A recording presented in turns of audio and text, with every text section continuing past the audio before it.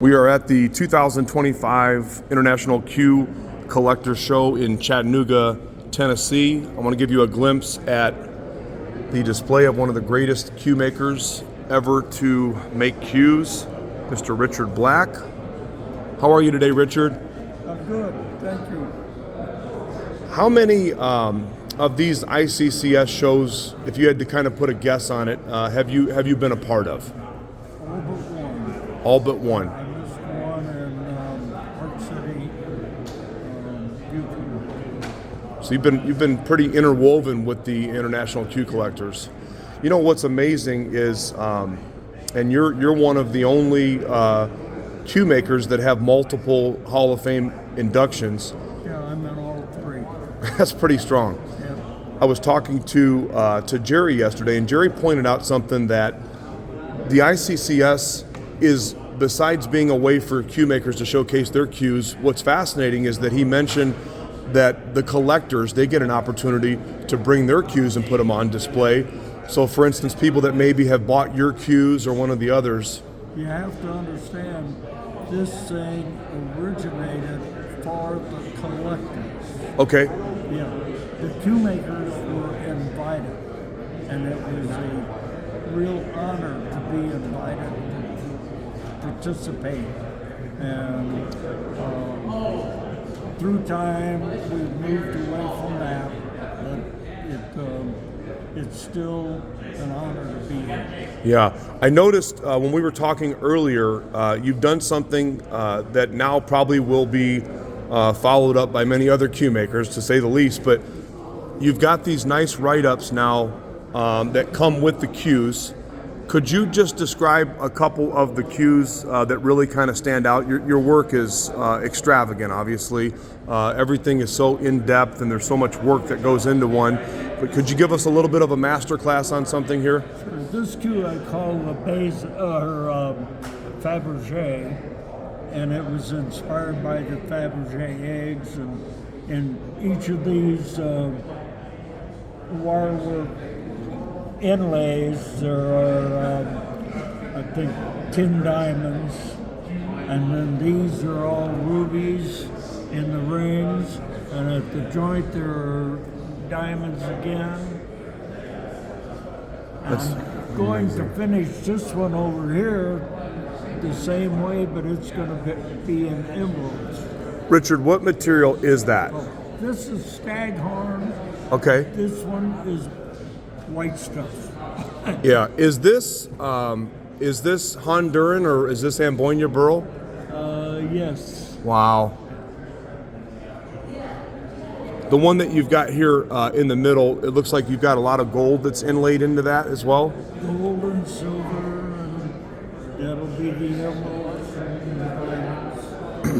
Was there a specific situation or exhibit that really put you on the map? I believe you've been featured in the Smithsonian among a lot of other. In 1991 or 3, I don't remember now. It's been a while. That's okay. Yeah, we had a standalone Q show in Houston, and my Q won the best of show. And I learned from the judges why they picked that one, and it just helped me move on to the art side of Q making. I think one of the greatest compliments that I heard was when Thomas Wayne was inducted into the Hall of Fame. Instead of selfishly talking about himself, he chose to selflessly mention you. I heard that. Yeah, I wasn't there. Yeah, he gave you a great compliment. You know. Oh, and I respect his work. Yeah, you guys have worked together on some stuff before. Yeah, we have. Yeah. And I'm sorry he's not at this show, but he had a health problem. People have said before, and I quote, they say that you are, of course, an artist, that the canvas just happens to be a pool cue. That's right. Interesting fact, though, besides the amazing artistic ability, there's a lot of professional players that chose to play with your cues. Oh, yeah. Steve Miserak, Yes. could you tell us a little bit about how that relationship started between you and Steve? Gracious. It started way back in the mid-'70s. He was competing with your cues, right? Huh? He was competing and winning with your cues. Well, yeah, but that was later. Yeah. He started out just buying a cue because I was there at the U.S. Open. Yeah. He saw how it played and he liked it and ordered one and liked it. That's pretty cool. Yeah. And I had many others, like a cue surface just the other day that went from Dorothy Wise to Eddie Kelly. That's pretty amazing. Yeah. Wow. Wow. Richard, this one really stands out right here. Yeah, I just finished that this year. So I have to ask you, for a piece like this, approximately when you start it to the time it's complete, what is a normal time frame for something like this? This design took 10 years to go from design to cue. Wow. It has a Mardi Gras type theme to it. That's the name of the cue. So if you guys notice right here, it says the Mardi Gras cue was created as a celebration of New Orleans' iconic festival of spirit, drawing inspiration from, and you can go on here to see.